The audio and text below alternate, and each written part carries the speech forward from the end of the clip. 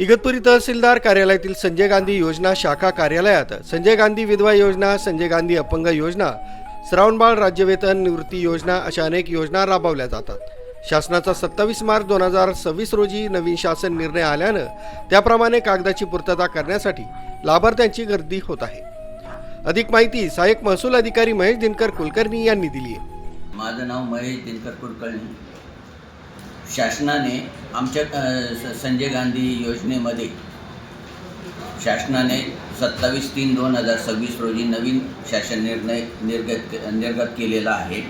त्यानुसार जे डॉक्युमेंट्स लागतात त्याबद्दल आम्ही लोकांना वारंवार समजावून आणि त्यांचे प्रकरणं चेक करून त्या पद्धतीने त्यांच्याकडनं कागदपत्र मागून घेण्याचा प्रयत्न करतोच आहोत।